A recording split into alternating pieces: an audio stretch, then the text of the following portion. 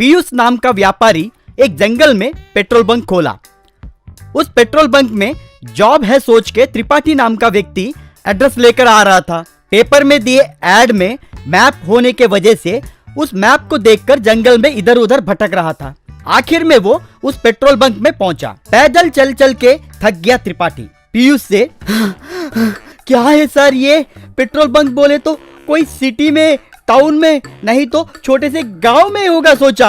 आप क्या सर इस घने जंगल में बंक बनाए? यहाँ पे आके पेट्रोल डीजल कौन डलवाएगा सर? तू काम करने के लिए आया या सवाल पूछने के लिए? कोई भी धंधा खोलने से पहले मुनाफे के बारे में 2 साल पहले ही सोचना जरूरी है। इस आजू बाजू के हर गांव में पेट्रोल बंक बहुत हैं। उनके साथ अगर टक्कर लेंगे तो मुनाफा ज्यादा नहीं होगा। जल्दी ही इस जंगल को काटकर हाईटेक सिटी, उसके बगल में एयरपोर्ट खोलने जा रहे हैं, कहकर मुझे एमएलए का पीए ने बताया।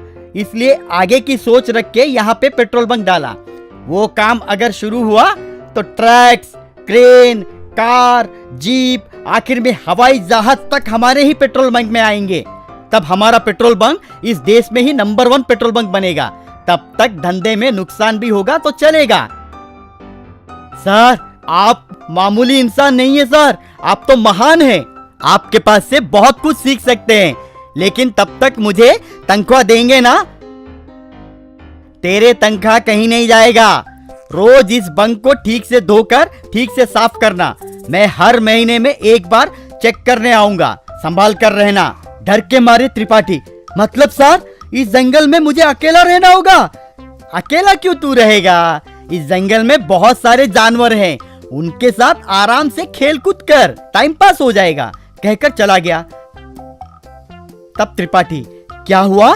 जंगल के जानवरों के साथ खेलना है, कूदना है तो टाइम पास होगा। पैसों के लिए आके यहाँ पे फंस गया। क्या करे, काम भी तो जरूरी है। सब मेरी फूटी किस्मत है, सोचा। 1 महीने के बाद पीयूष आया। क्यों रे, सब ठीक ठाक है ना? तुझे देखकर तो ऐसा लग रहा है कि तू इस जंगल में मस्त एंजॉय कर रहा है। एंजॉय क्या, मैं खाक करूंगा साहब। यहाँ पे रोज बाघ और शेर आकर पेट्रोल की खुशबू सूंघकर यहाँ पे पेशाब करके जा रहे हैं। उन्हें देखकर मेरा भी पेशाब निकल रहा है। अरे वो देखिए, शेर आ रहा है।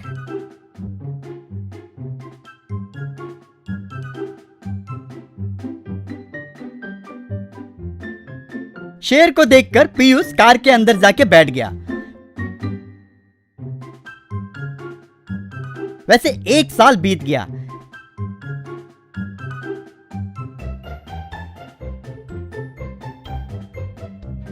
एक बार पीयूष उदास होकर पेट्रोल बंक में आया।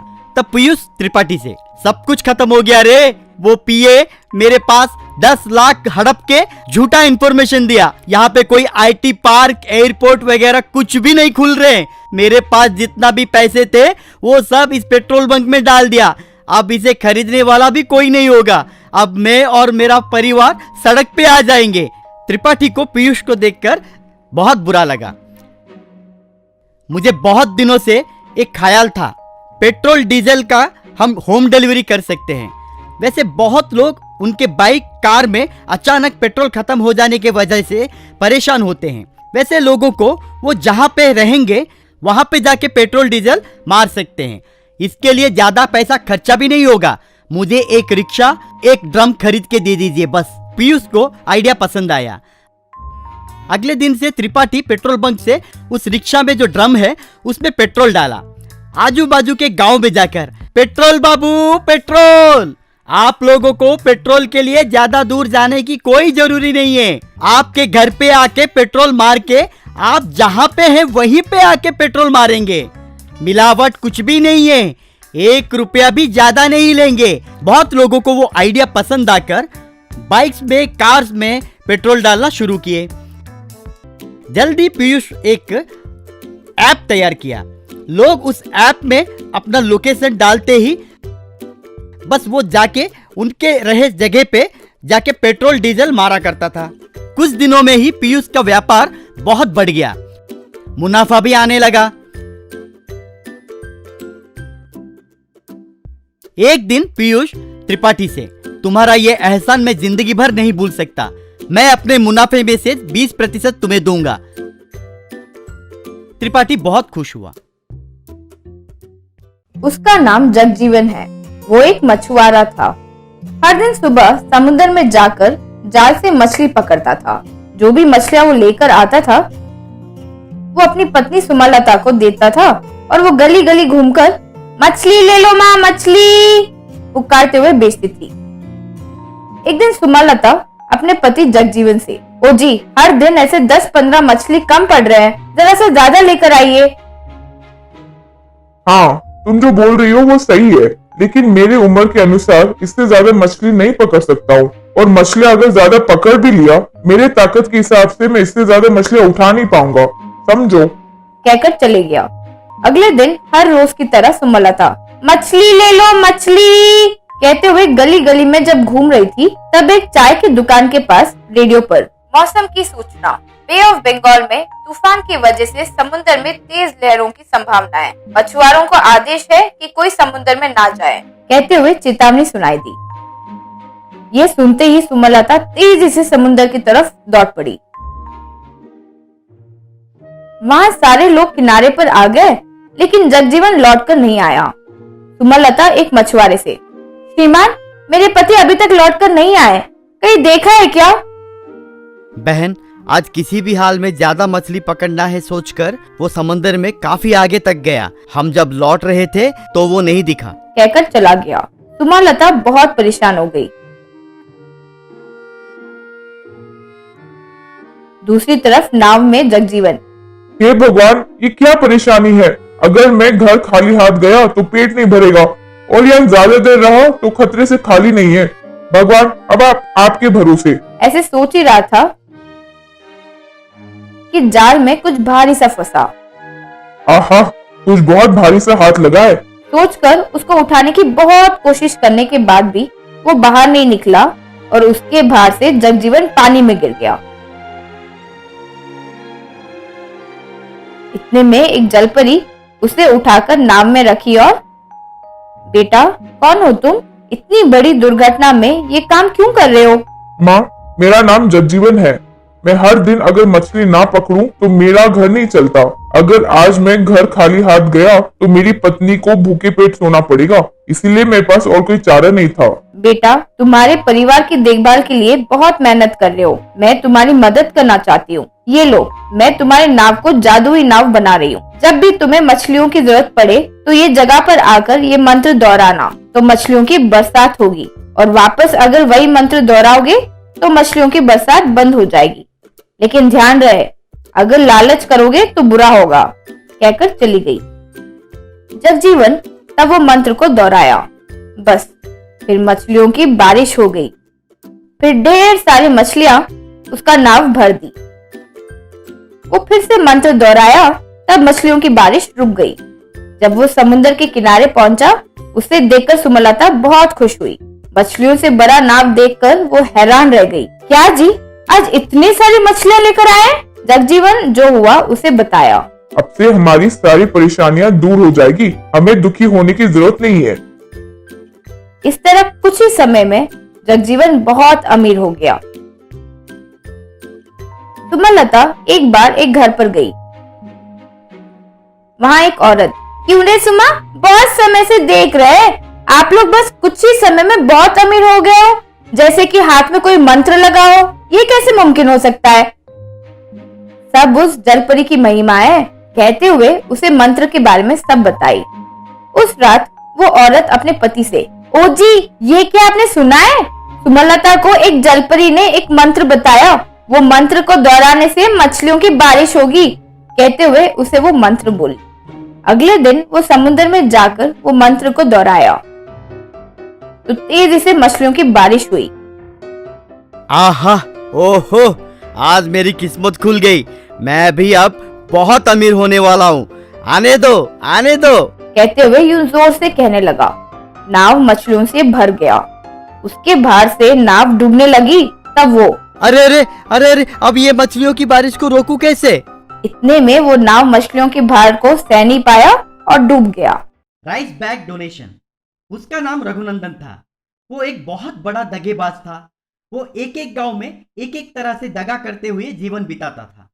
एक बार रघुनंदन एक गांव में आया वहां उस गांव में जिधर भी देखो चारों तरफ उसे राइस मिल्स के फैक्ट्रीज दिखाई दिए। रघुनंदन तभी, अरे वाह, इस गांव में जहां भी देखो राइस मिल्स, गोदाम, डिपो, मतलब यहाँ पे चावल का फसल अच्छा होता है सोच के एक घर में आया। वहां पे एक औरत से, माँ जी, मेरा नाम रघु है, मैं एक वृद्धाश्रम चला रहा हूं, आप कृपा करके हमें चावल दान में अगर देंगे तो आश्रम के बड़े बुजुर्गों को एक पहर खाना खिला सकता हूँ। अरे बेटा, कितना अच्छा काम कर रहा है। लगभग कितने बुजुर्ग होंगे तुम्हारे आश्रम में? पूछी तो रघु, आसपास के गांव से कुछ लोग, विदेश से आए कुछ लोग, कुल मिला के 30 लोग होंगे माँ। अच्छा, वैसा क्या? ये लो 1000 रुपए। कहकर पैसे जब देने लगी तो रघु, माँ क्षमा करो, मैं पैसे नहीं लूंगा, पैसे के बदले एक बड़ा राइस बैग डोनेट कीजिए ना, कहा। तो वो औरत बहुत अच्छी सोच है बेटा, कल आके मिलना, मैं तुम्हें राइस बैग दूंगी। बोली। तो रघु ठीक है बोल के वहां से चला गया। वैसे रघु घर घर जाके राइस बैग डोनेट करने के लिए बोला। अगले दिन उन राइस बैग्स को एक लॉरी में चढ़ा के शहर जाके एक बड़े मार्केट यार्ड में जाके, हाँ चावल भाई चावल, HMT चावल, कर्नूल सोना मसूरी चावल बाबू, आइए आइए, कहकर चिल्लाने लगा। उस दिन शाम को लॉरी में रहे सारे चावल को बेच के पैसे गिनते हुए, अरे वाह, कलेक्शन तो जबरदस्त है, ये आइडिया तो लाभदायक है, अब की बार आजू बाजू के गांव में भी राइस बैग्स को पूछेंगे। अगले दिन पड़ोस के गांव में एक जगह पे, साहब मैं वृद्धाश्रम चला रहा हूं, उनका पालन पोषण करने के लिए बाजू के गांव के ग्रामवासी राइस बैग डोनेट किए, आप भी आपके मुताबिक जितना हो सके उतना राइस बैग डोनेट कीजिए, अन्नदाता सुखी भवा। आप जैसे लोगों की अगर हम मदद नहीं करेंगे तो किसे मदद करेंगे, मेरे परिवार के तरफ से राइस बैग्स 4 दूंगा, कहा। तो रघु इस बार 2 लॉरी भर के राइस बैग्स जुगाड़ किया। गांव के बाहर एक छोटा सा गोदाम भी भाड़े पे लिया, उसमें राइस बैग्स को स्टॉक किया। एक बार रघु एक लॉरी ड्राइवर को फोन करते हुए, क्यों रे, राइस बैग कलेक्शन कैसे हो रहा है? कलेक्शन जबरदस्त है, कल सुबह तक पूरा माल बिक जाएगा, मैं हमारे गोदाम को कल वापस आ जाऊंगा शाम तक, कहा। तो रघु, संभल के भाई, पुलिस होंगे, मैं आज रात गोदाम में ही रुकूंगा, कह के फोन रख दिया। उतने में एक पुलिस जीप में से SI माइक में, ग्रामवासियों सुनो, सरकार के आदेश अनुसार आने वाले 30 दिन लॉकडाउन रहेगा, कोई घर से बाहर नहीं निकलना चाहिए, कृपया सभी घरों में ही रहिए, सब दुकानें, बाजार, बस, ट्रेन, लॉरी, सभी ट्रांसपोर्ट बंद होंगे, उस महामारी बीमारी से लड़ना है तो यही एक रास्ता है। वो बात सुन के रघु चौंक गया। क्या हुआ? लॉकडाउन, कोई बाहर नहीं निकलना चाहिए, लॉरी, ट्रेन सर्विसेज सभी बंद पड़ गए, अब मेरी हालत क्या होगी? ऐसे इस गोदाम में लॉक हो गया, ठीक है सुबह उठ के देखते हैं, सोचा। अगले दिन लॉरी ड्राइवर को फोन करके, क्यों भाई किधर हो, शाम तक पहुंच जाओगे बोले थे, कहा। तो ड्राइवर, ओ भाई कैसे आओ, लॉकडाउन बोल रहे, बाहर आने से मार रहे, इसलिए मैं अपना घर चला जाऊंगा। ठीक है, पर पैसे तो संभाल के रखा है ना, आप बिल्कुल फिक्र मत कीजिए भाई, पैसे सुरक्षित हैं, कहा। कुछ देर जाने के बाद रघु को भूख लगी, तो वो चारों तरफ ठीक से ढूंढने पर उसे एक गैस स्टोव दिखाई दिया।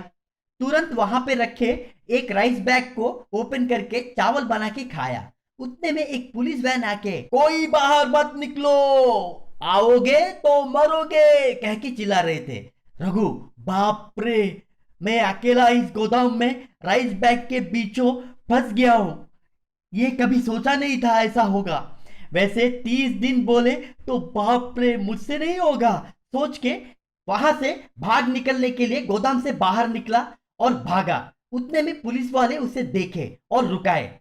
दिन के दोपहर किधर भागे जा रहे हो, पूछा। तो रघु, बाप रे, अभी राइस बैग्स के बारे में बताऊंगा तो जरूर मैं चोर साबित हो जाऊंगा। दरअसल क्या है ना साहब, सुबह जॉगिंग करना भूल गया, इसलिए अभी मैं जॉगिंग कर रहा हूँ। कहा, जॉगिंग कर रहा है मेरे लाल, वो भी कड़ी धूप में। कांस्टेबल थोड़ा दवा पानी खिलाओ इसे। कहा, कांस्टेबल एसआई मिलके उसे खूब पीटे। तब रघु, साहब साहब मैं चला जाऊंगा, साहब मैं चला जाऊंगा कह के वहां से भाग गया और गोडाउन के ओर निकल गया। अगले दिन रघु, हे भगवान, क्या ये परिस्थिति आ गई है, कितने दिन ऐसे खाली भात खाना होगा, कंटाल आ गया है सोच के लॉरी ड्राइवर को फोन लगाया। क्यों भाई, क्या कर रहा है, पूछा। चिकन करी खा रहा हूं भैया, मस्ते करी, मैं अपने पत्नी और बच्चों के साथ एंजॉय कर रहा हूं भैया। कहा तो रघु, चिकन करी खा रहा है मेरे लाल, खा खा बेटा खा। कहा तो लॉरी ड्राइवर, भैया बोलना भूल गया, 30 दिन तक लॉकडाउन है, उतने दिनों तक राइस बैग गोदाम में रुकने से ठीक नहीं होगा, कीड़े लग जाएंगे, संभाल कर। कहा तो रघु फोन कट करके, ऐसी हालत में राइस बस्ता बेचना मुमकिन नहीं है, और दूसरी ओर ज्यादा दिन ऐसे रखने से खराब हो जाएंगे, और मैं यहीं पे फंस गया हूं, क्या करना होगा, कहते हुए गहरी सोच में गिर गया। अगले दिन रघु एक एसआई के पास जाकर, सर मेरा नाम रघुनंदन है, इस लॉकडाउन के कारण बहुत सारे लोग कहीं ना कहीं फंसे होंगे, और रोजी मजदूरी करने वाले तो बहुत सारे मजदूरों को खाना तक नसीब नहीं होगा, इसलिए मैं उन्हें अपने राइस बैग डोनेट करना चाहता हूं। कहा तो एसआई, सोच तुम्हारी अच्छी है, पर वो लगभग 1000 के ऊपर होंगे। कहा तो रघु, ठीक है सर, चलेगा, मैं उन सबको राइस बैग डोनेट करूंगा। कहा वो बातें सुन के SI, great sir, permission granted. कहा वैसे रघु लोगों से लूटे हुए राइस बैग सभी फिर लौटा के लोगों को ही दान में दे दिया। तब रघु, अब जिंदगी में ऐसी गलतियां नहीं करूंगा, सोचा।